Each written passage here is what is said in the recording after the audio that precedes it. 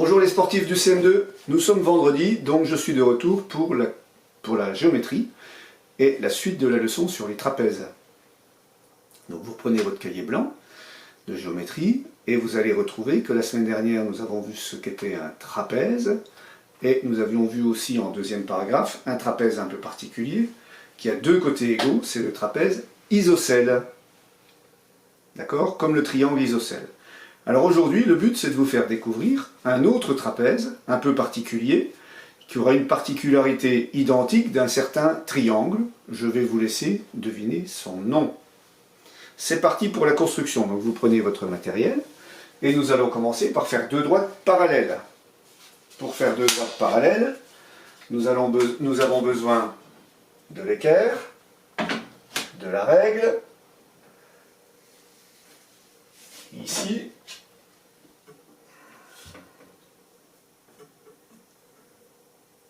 et je trace. C'est pas facile avec mon tableau, c'est très glissant. Je prolonge de pas de chaque côté si nécessaire. Jusque là, tout va bien. Ok? Maintenant, je voudrais tracer une droite perpendiculaire à ces deux droites-là, qui passent par un point ici. On va essayer de faire sans l'équerre. Ceux qui n'y arrivent pas, vous ferez avec l'équerre. Sinon, on prend notre ami le compas. Vous vous souvenez? Alors, un petit écartement de part et d'autre du point. Tac. Tac. Et ensuite, je prends un plus grand écartement à partir de chaque arc de cercle. Un à gauche, un à droite. Normalement, c'est perpendiculaire. Vu que mon tableau est très glissant, je vais tracer avec l'équerre pour être sûr de tomber juste. Vous pouvez prendre votre équerre pour vérifier. Eh bien, c'est pas si mal. Ça n'a pas tant glissé que ça. Hop, ça tombe même juste du premier coup. Super. Voilà, donc on a un angle droit. Et si vous avez les yeux bien ouverts, vous devez en voir un deuxième angle droit. Vous le voyez?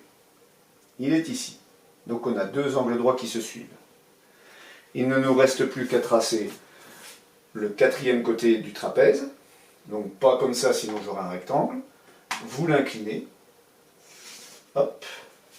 Terminé. On donne des noms aux points A, B, C et D.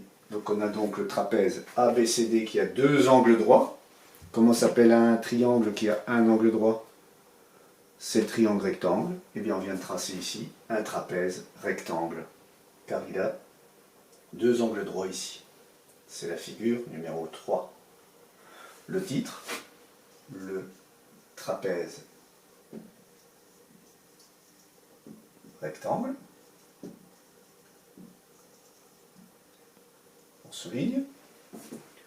Et sa propriété, il a deux angles droits avec des S consécutifs. Avec un S aussi. Consécutif, c'est-à-dire qu'ils se suivent. Il y en a un ici, un ici. C'est pas un ici, un ici.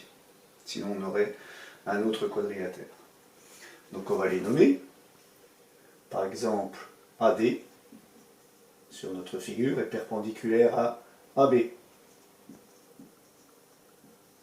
Et AD est perpendiculaire à DC. C'est bon? Alors vous écrivez tout ça, et je vous retrouve pour le quatrième paragraphe, qui sera en partie à faire sur GeoGebra, pour ceux qui y arriveront. Sinon, avec du papier à découper, vous allez voir.